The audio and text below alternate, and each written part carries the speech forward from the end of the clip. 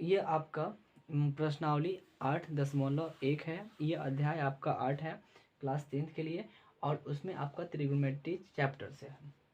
तो हम पहले 8.1 जो प्रश्नावली है इसको हम बनाते हैं और इसके क्वेश्चन को हल करते हैं। पहला नंबर क्वेश्चन है कि त्रिभुज ABC में जिसका कोण B समकोण है, AB is equal to 24 centimetre, यानी कि AB का वैल्यू कितना दिया है 24 सेंटीमीटर, और उसके बाद BC का वैल्यू कितना दिया है 7 सेंटीमीटर। दिया क्या नहीं गया है, तो कर्ण नहीं दिया गया, ये कर्ण नहीं दिया गया।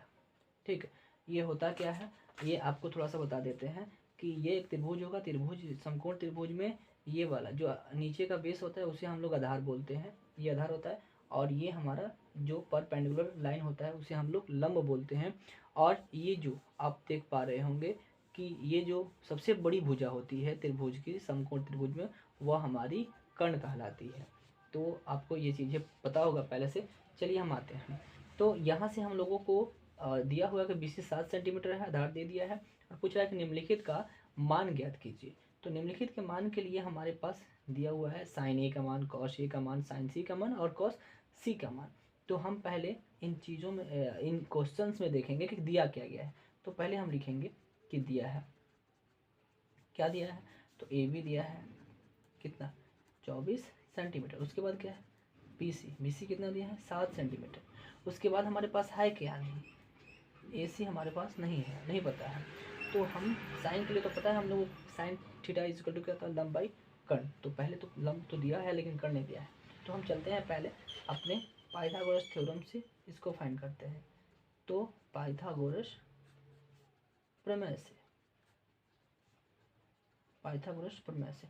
अब यहाँ पे पाइथागोरस प्रमेय क्या होता है थोड़ा सा ये समझाते हैं। पाइथागोरस प्रमेय का मतलब होता है कि किसी त्रिभुज में सबसे बड़ी भुजा, यानी कि जो सबसे बड़ी भुजा होती है, दो अन्य भुजाओं के वर्गों के योग के बराबर होती है। यानी कि बड़ी भुजा का वर्ग दो अन्य जो भुजाएं हैं उनके वर्ग, यानी कि उनके वर्ग के योग के बराबर होता है। ये आपका पाइथागोरस थ्योरम बोलता है। तो चलिए हम देखते हैं कि पाइथागोरस प्रमेय से चलते हैं। तो यानी AC, और AC का स्क्वायर जो होगा आपके इक्वल होगा AB के स्क्वायर प्लस इसमें BC का स्क्वायर। अब आगे के लिए करते हैं। तो AC का square is equal to AB का वैल्यू क्या दिया है, AB का वैल्यू है 24, 24 का स्क्वायर, BC का वैल्यू क्या है 7, 7 का स्क्वायर। तो आगे हम चलेंगे। तो AC का स्क्वायर इज इक्वल टू 24 का करेंगे तो कितना होगा 576 प्लस 7 का करेंगे तो 7 यानी कि 49। अब इसके बाद हम AC के लिए वैल्यू करते हैं, AC का स्क्वायर। तो ये दोनों को ऐड करते हैं, 2 दूना 6 15 और 7 7 4 11 1 12, और यहाँ पे 5 और 1 कैरी 6। अब यहाँ से AC लिखेंगे और ये जो स्क्वायर है इस साइड में डालेंगे तो क्या हो जाता है अंडर रूट में, अंडर रूट में होगा। इसलिए अगर AC का वैल्यू हम देखें तो ये किसका वर्गमूल है, तो ये हमारा 25 का है, यानी AC जो निकला हमारा 25 निकला।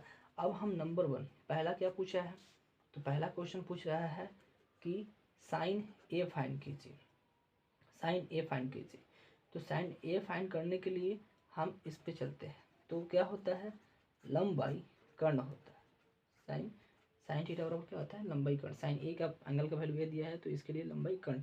लेकिन इन चीज़ों के लिए हम जानेंगे कि एंगल कहाँ है, यहाँ है।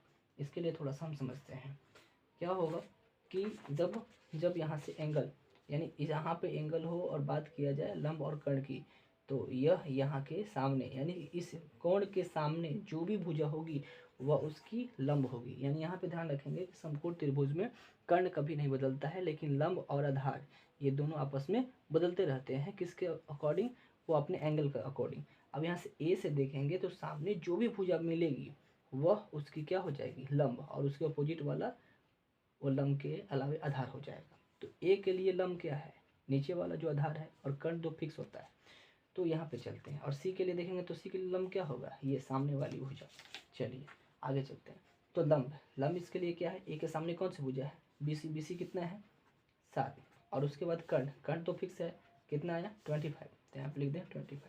उसके बाद हमारे पास क्या पूछा है कॉस ए क्या होगा, तो कॉस यहाँ से ही ये लंब होगा, यह किसका होगा आधार।